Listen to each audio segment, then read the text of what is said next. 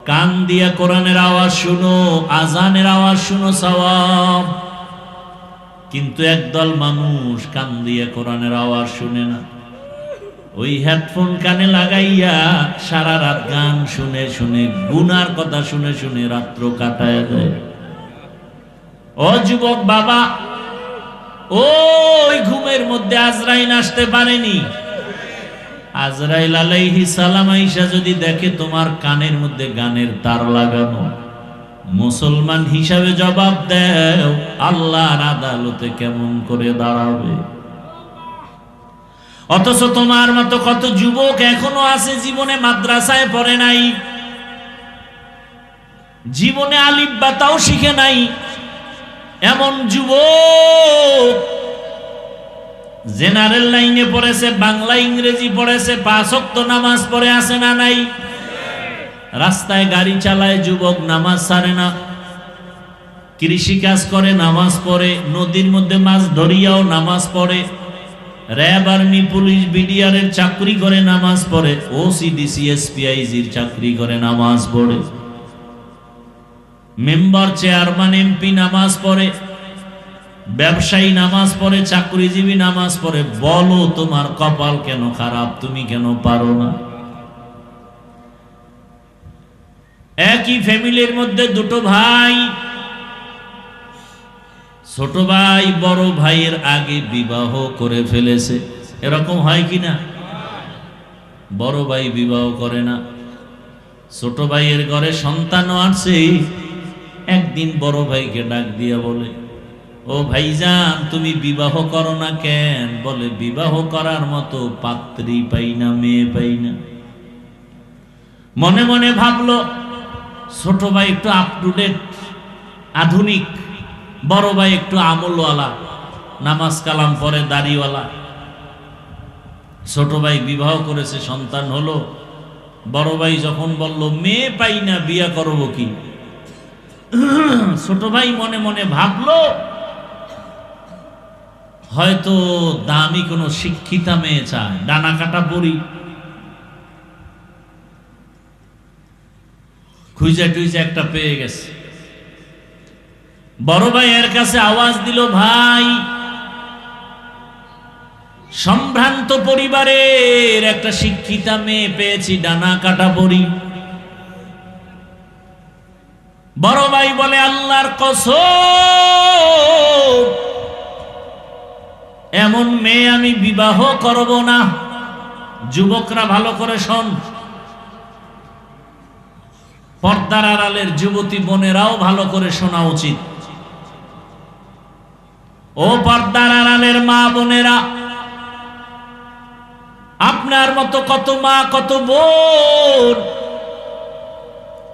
5 ওয়াক্ত নামাজ পড়ে, পর্দা করে, মোবাইলে সময় নষ্ট করে না, এমন নারী আছে না নাই?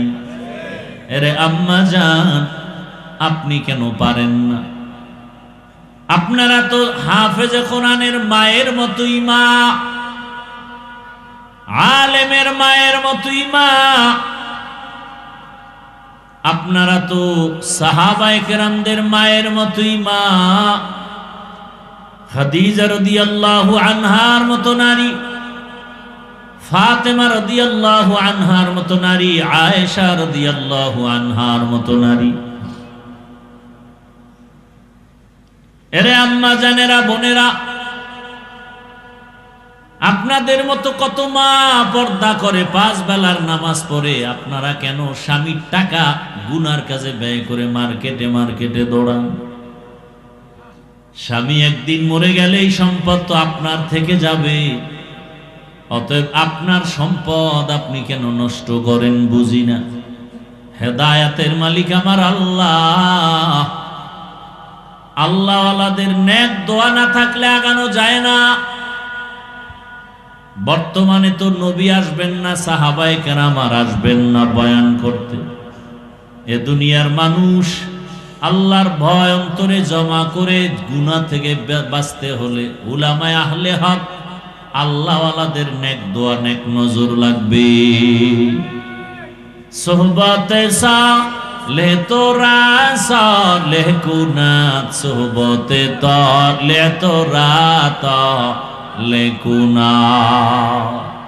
কি আপনাদের কষ্ট হইতেছে? ভাইরা আমার, বড় ভাই বলল এমন ডানা কাটা পড়ি আমি। এবার ছোট ভাই কয় তাহলে তুমি কেমন মেয়ে চাও? এবার খেয়াল করেন, বড় ভাই ডাক দিয়ে কয় ছোট ভাই এমন একটা মেয়ে আমি চাই আমার সঙ্গিনী বানাবার জন্য, আমার ধর্মিনী বানাবার জন্য, আমার আপন স্ত্রী বানাবো এমন একটা মেয়ে চাই, যেই মেয়েটা আমার ডান হাতটা ধরে আমাকে জান্নাতের পথে আগায় দিবে।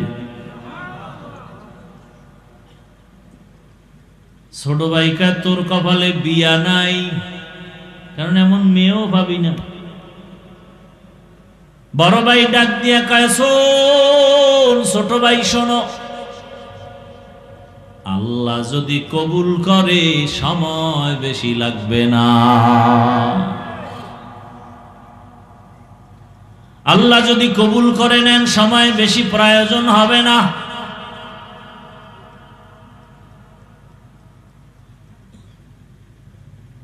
একথা বলার পরে আল্লাহর বান্দা বসে নাই, 5 ওয়াক্ত নামাজ আদায় করে আর দোয়া করে, হে মালিক তুমি আমাকে একটা নেককারিনী বিবি দাও, চাই গরিব হোক, নদীর জল ঘোলাও ভালো, জাতের মাইয়া কালো ভালো। কি ঘোলা পানিও ভালো যদি সেটা নদীর পানি হয়, কালো মেয়েও ভালো যদি চরিত্রবান হয়। যুবক, তোমার চরিত্র যেমন, তোমার কপালে বিবাহিত মেয়ে আসলে ওর চরিত্রটাও থাকবে তেমন। তুমি চরিত্রহীন, তোমার কপালে আছে চরিত্রহীনা, ভালো আশা করলে লাভ হবে না। হ্যাঁ, তওবা যদি করো, আল্লাহ যদি ক্ষমা করেন সেটা ভিন্ন কথা।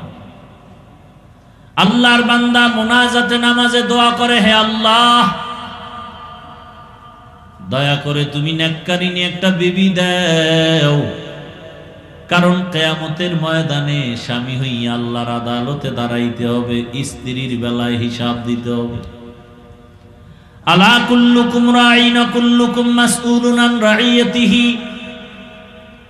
নবীজি বলেন, সাবধান হে উম্মত, তোমরা প্রত্যেকেই দায়িত্বশীল, আল্লাহর আদালতে দায়িত্বের কারণে দাঁড়ায় জবাব দিতে হবে। প্রত্যেক স্বামী স্ত্রীর দায়িত্বশীল, প্রত্যেক মা বাবা সন্তানের জন্য দায়িত্বশীল। সন্তানটাকে যদি আল্লাহর নবীর তরিকা মতো চালাইতে না পারেন, কিয়ামতের ময়দানে সন্তানের কারণে বহু মা বাবা জাহান্নামে যেতে হবে। আল্লাহ কোরআনে নিজেই বলেছেন, সন্তান কিয়ামতের ময়দানে মা বাবার বিরুদ্ধে মামলা পেশ করবে। রব্বানা ইন্না আতা'না সাদাতানা ওয়া কুবারানা ফাআদাল্লুনাস সাবিলা রব্বানা আতিহিম যিফাইনি মিনাল আযাব ওয়ালআনহুম লা'নান কাবীরা। সন্তান সব বলে দিবে, আমার মা বাবার দোষে আমি নামাজ পড়তে পারি নাই, মা বাবা আমাকে নামাজের বয়ান দেয় নাই, আমার মা বাবা আমাকে কোরআন শিখায় নাই। অথচ এখনো দেখি ডিসি সাহেব তার অফিসে তার টেবিলে বসে কোরআন তেলাওয়াত করে। ডিসি সাহেব, আপনি কোরআন শিখলেন সরকারি ভাবে নাকি? না না। বলে কেমনে? বলে ছোটবেলা আমার আব্বা আম্মা মক্তবে পাঠাই আমারে কোরআন শিখাইছে। এখন সে মক্তব নাই বললে চলে। সকালবেলা মক্তবে যাবে কি, মা বাবা ব্যস্ত সন্তানকে কেজিতে পাঠাবার জন্য।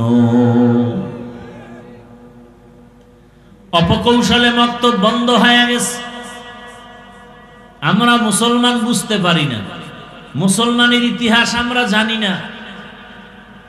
ভাইরা আমার, 800 বছর পর্যন্ত স্পেন শাসন করেছে মুসলমান, 800 বছর। সেখানে এখন অবস্থা কি? মাইকে আজান নিষেধ। 800 বছর পর্যন্ত শুধু মুসলমান চালাইছে দেশটা স্পেন, আর সেখানে এখন জোরে মাইকে আজান দেওয়া যায় না।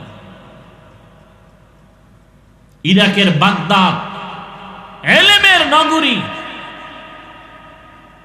হাজার হাজার কোরআনের তাফসির ব্যাখ্যা কিতাব ভরা ছিল লাইব্রেরি বাগদাদের, সব নদীর মধ্যে ফেলে দিল, পুড়ে ফেললো। মুসলমানের ইতিহাস হাসতে হাসতে ইসলামে পর্যন্ত আসেনি, রক্তের বিনিময়ে আসছে। কিন্তু আজকে দুঃখ লাগে, গতকালকে একদলে রক্ত জড়াইছে বেলেট দিয়া, নামাজও পড়ে নাই। এরা হাই হোসেন পার্টি, এমন কপাল পরা যে হোসাইনের নামও কইতে পারে না, হোসেন কয়। কত বড় বেয়াদবি! হোসাইন রাদিয়াল্লাহু আনহু, কত সুন্দর নাম, এটার হায় হোসেন, হায় হোসেন। নামাজও পড়ে না। অথচ হোসাইন রাদিয়াল্লাহু তাআলা আনহু কারবালার প্রান্তরে এক ওয়াক্ত নামাজ কাজা করেন নাই। পক্ষান্তরে নামাজের প্রতি অবহেলিত ছিল ইয়াজিদ, গান বাজনায় মত্ত ছিল ইয়াজিদ, আর হোসাইন ছিলেন গান বাজনার বিরুদ্ধে আন্দোলন করেনেওয়ালা। আজকে যারা হোসাইনের ভক্ত দাবি করে, মূলত ওদিকে নামাজ পড়ে না, চরিত্র ইয়াজিদের দাবি করে হোসাইনের ভক্ত, মিথ্যাবাদী, ধোঁকাবাজ। ইয়াজিদের চরিত্র নামাজ না পড়া, ক্ষমতায় অধিষ্ঠিত হওয়ার পরে ইয়াজিদের অবস্থা নামাজ নাই, গান বাজনায় লিপ্ত, মদের আড্ডায় লিপ্ত, বেপরদা, মিছিল করছে হায় হোসেন বলিয়া, সব নারী পুরুষ একসাথে, ঠিক নেই? অথচ হোসাইন রাদিয়াল্লাহু তাআলা আনহু কতটা পর্দাশীল ছিলেন, এ কথা বলার লোক নাই, শোনার লোক নাই, বিরোধিতা করার বেয়াদবের অভাব নাই। ভাইরা আমার, আদ-দুআউ হুয়াল ইবাদাহ, মানুষ নিজের প্রচেষ্টায় যা করতে না পারে, দোয়ার মাধ্যমে আর থেকে বেশিও হয়ে যায়। দোয়া বড় দামি এক সম্পদ। ওই আল্লাহর বান্দা দোয়া করেছে, ও দয়ার মালিক, তুমি আমাকে একটা ভালো গরিবের সন্তান হলো নেককারিনী দেও, যেই বিবি আমার জান্নাতের পথের একজন সহযোগী হবে। এক হাতে তালি বাজে না, স্বামী স্ত্রীর মন এক না হলে ওই বাগানে ফুল ফুটে না। স্বামী চায় ছেলেটাকে মাদ্রাসায় পড়াবে, স্ত্রী যদি না চায় হবে, সংসারে ঝামেলা বেড়ে যাবে। এক মনের হতে হয়। এজন্য ওই যুবক ছোট ভাই বিবাহ করার পরেও সে বিবাহ করে না, চায় একটা নেককারিনী স্ত্রী, চরিত্রবান, গরিব হোক, যদি নামাজি স্ত্রী হয়, আদর্শবান হয়, এরা ঘরে থাকবে আর রিজিকে বরকত বেড়ে যাবে। আল্লাহর বান্দা দোয়া করে আর কান্না করে। ছোট ভাই যখন ওই কথা বলল, তোর কপালে বিয়া নাই, অন্তরে আরো চোট লাগলো, কান্না আরো বেড়ে গেল। তাহাজ্জুদ পরে দোয়া করে, হে মালিক, অতিও গভীর হয় রজনী যখন, নীরবে প্রভুর নাম জপিও তখন, প্রভুর করুণা যদি পাইবারে চাও, গভীর রাতে উঠে প্রভুর গুণগান গাও। গভীর রাতে আল্লাহর সাথে কথা বলো রে মুমিন। ফজরে, জোহরে, আসরে, মাগরিবে, এশায় আমার আল্লাহ বান্দার কাছে প্রথম আসমানে আসেন না, প্রতি রাতের শেষ ভাগে আল্লাহ প্রথম আসমানে হাজির। না তোমার কি প্রয়োজন তুমি চাও। আল্লাহর বান্দা কান্না করেন, হে মালিক, দয়া করে তুমি আমাকে একটা নেককারিনী স্ত্রীর ব্যবস্থা করে দাও। হঠাৎ করে ওই আল্লাহর বান্দার কানে একদিন আওয়াজ আসলো, পাশের এলাকায় একজন আল্লাহওয়ালা আসেন মসজিদে, মানুষ তার কাছে দোয়া নিতে যায়। সাধারণ মানুষের তুলনায় আল্লাহওয়ালাদের দোয়া কবুল হওয়ার কারণ তাদের জবান সাধারণ মানুষের জবান থেকে পাক। কি সাধারণ মানুষেরা মিথ্যা বলি, আল্লাহওয়ালারা সহসায় মিথ্যা বলেন না। আমরা সাধারণ মানুষ গালি দেই, আল্লাহওয়ালারা ইচ্ছা করে গালি দেন না। আর যারা গালি দেয় তারা আল্লাহওয়ালা হতে পারে না। গালি দেওয়া হারাম, মিথ্যা বলা হারাম। বড় ভাই খবর পেল এলাকায় একজন আল্লাহওয়ালা সে ভিন্ন এলাকায় মানুষ ওখানে গিয়া নামাজ আদায় করে আর দোয়া নেয়। ওই যুবক একদিন ফজরের নামাজ আদায়ের জন্য ওখানে চলে গেলেন, গিয়া ওই আল্লাহওয়ালার পেছনে নামাজ আদায় করলেন। নামাজ আদায় করার পরে খুশুসি ভাবে বসলেন, হযরত আমার জন্য একটু দোয়া করবেন। হুজুর পরিচয় নিল, কোন এলাকায় বাড়ি? বলে পাশের এলাকা। বিবাহ করেছেন কিনা? বলে না। বয়স কত? বলে এত করেন না কেন? বলে আমি যেই মেয়ে চাই পাই না। কি চাও? এমন একজন মেয়ে আমি চাই যেই মেয়েটা আমার স্ত্রী হইয়া আমাকে জান্নাতের পথে আগায় দিবে। স্ত্রীর সহযোগিতা আমি জান্নাতের পথে আগায় যাব। আল্লাহর ওলি বলে দোয়া করি, আল্লাহ ব্যবস্থা করে দেন। কথা চলতেছে চলতেছে চলতেছে, হঠাৎ মসজিদের বাহির থেকে জানালার পাশে একটা মেয়ের কণ্ঠে সালামের আওয়াজ। আসসালামু আলাইকুম ওয়া রাহমাতুল্লাহ বলে বলেন, হযরত আমি এই এলাকার একটা মেয়ে সন্তান দোয়ার জন্য আসছি পর্দার আড়ালে। আমার বাবা নাই, দোয়া করবেন, আমরা গরিব এতিম। ও মা, তোমার বয়স কত? বলে এত। বিবাহ হয়েছে নাকি? বলে না। কেন হয় না বলো? বলে আমি প্রতিদিন নামাজ আদায় করি আর কান্না করি, আল্লাহ এমন একটা স্বামী আমারে মিলায় দাও যেই স্বামী আমার ডান হাত ধরে জান্নাতের পথে আগায় দিবে। পাওয়া গেছেনি? আল্লাহর ওলি বলে, মা তুমি যদি মনে কষ্ট না নাও, আমি যদি প্রস্তাব দেই তুমি মানবানি? বলে হ্যাঁ হুজুর, আপনার কথা আমি ফেলতে পারবো না।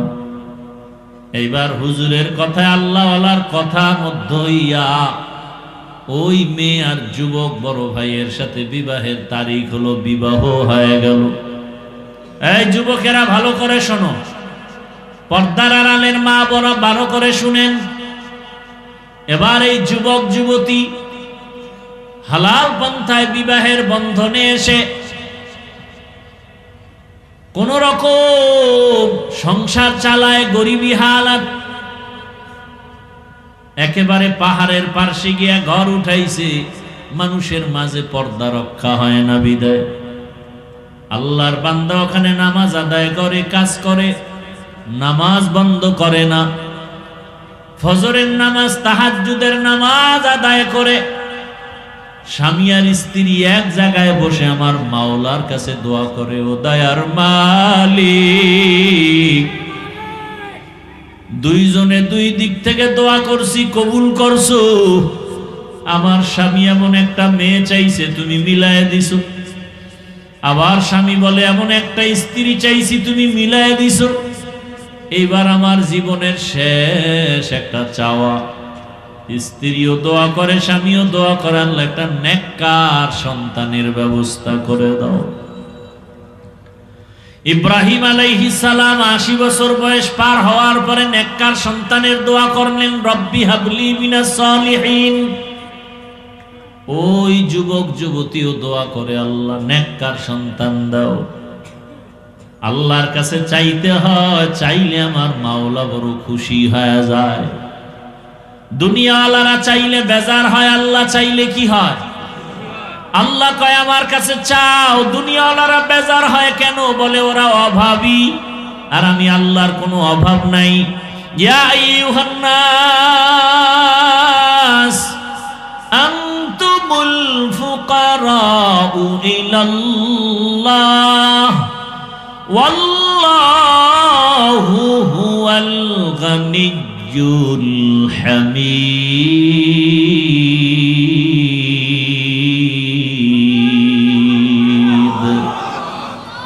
বখা কুরআ কালামুল্লাহ বশনো কদিমাস্তি কদিমাস্তি নইনো। ভাইরা আমার, আল্লাহ বলেন দুনিয়ার মানুষ তোমরা সবাই ফকির, একমাত্র ধনী আমি আল্লাহ। শুধু ধনী না, আমি প্রশংসিত ধনী। দুনিয়ার সবার অভাব আছে, আল্লাহর অভাব নাই। আল্লাহর কাছে দোয়া করছেন, হে মালিক নেককার সন্তান দান করো। আল্লাহ তাআলা তাদের দোয়া এটাও কবুল করে ফেললেন। কিছুদিনের মধ্যে আল্লাহ একটা নেককার সন্তান দান করলেন। সন্তানটার ডান কানে আজান, বাম কানে ইকামতের আওয়াজ। সন্তানটাকে ধর্মীয় শিক্ষা দিয়া আস্তে আস্তে বড় বানাইলো। মা বাবার সাথে আদব রক্ষা, সালাম ছাড়া কথা কয় না। আর এখন সন্তানরা IA pass, BA pass, MA pass করে সালাম জানেই না। সালাম দিবে পরের কথা, সালাম বলতেই পারে না। সব পারে, আসসালামু আলাইকুম দুইটা শব্দ সুন্দর করে বলতে পারে না। কপাল বড় খারাপ।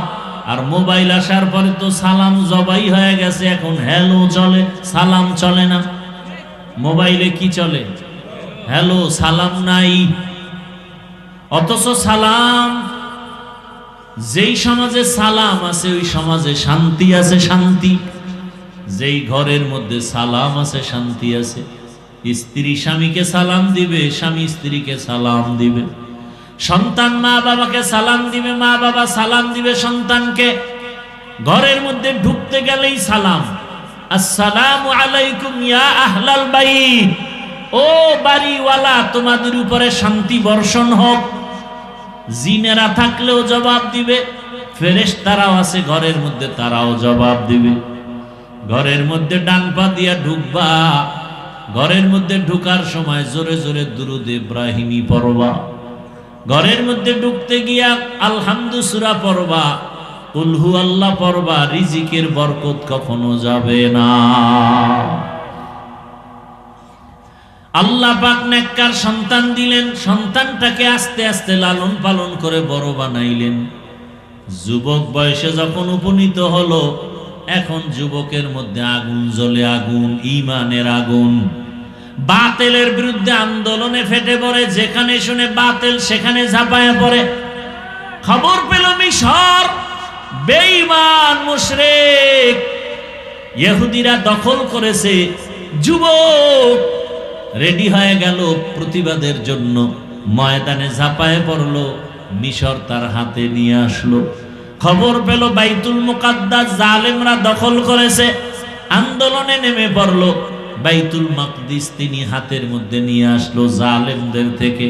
এই যুবকেরা, শিক্ষিত বাবারা, মোবাইলটা যদি হাতে থাকে, বাসায় যাইয়া গুগলে সার্চ দিয়া নামটা বলবো, তুমি এটার ঘটনা তালাশ করে দেখবা। এমন বাবা, এমন মায়ের সন্তান, যুবকের ইমানের স্পিরিট। এই যুবককে, এই যুবকের নাম দুনিয়ার সব ইতিহাসবিদরা জানে, সুলতান সালাহউদ্দিন আইয়ুবী রহমাতুল্লাহ আলাইহি। এতক্ষণ যে ঘটনা শুনাইলাম, কার নাম? মোবাইলে গুগলে সার্চ দাও। মোবাইল খুললে শুধু অন্যায় করো কেন? ভালো ভালো জিনিস দেখারও তো সুযোগ আছে। ইউটিউব খোলো, তুমি উলামায়ে কেরামের বয়ান শুনো, কোরআন তেলাওয়াত শুনো, মক্কা মদিনার ইমামের তেলাওয়াত শুনো। গুগলে সার্চ দাও, আসমানটা কেমনে বানানো হলো, গ্রহ নক্ষত্রগুলো, সৌরজগৎ কেমনে বানানো হলো, এগুলো গুগলে সার্চ দাও। আর কাগজ কলমে লেখো, গবেষণা করো, আদর্শবান হও। যুবক, সালাউদ্দিন সুলতান সালাহউদ্দিন আইয়ুবীর ইতিহাস পড়ো। অল্প বয়সে গোটা দুনিয়াতে আলোড়ন সৃষ্টি করে ফেললো তার আদর্শ দিয়া, ইমানের স্পিরিট। আমি চাই যুবক তুমি ডাক্তার হও, প্রফেসর হও, তবে তোমার আদর্শটা সালাহউদ্দিন আইয়ুবীর মতো হতে চাই। তুমি ইঞ্জিনিয়ার হলেও যেন কোরআন পড়া ভুলে না যাও, ডাক্তার হলেও যেন কোরআন পড়া ভুলে না যাও। তোমার মতো কত ডাক্তার যুবক জেনারেল লাইনে পড়ে ডাক্তার হইয়া কোরআন পড়তে পারে না? তুমি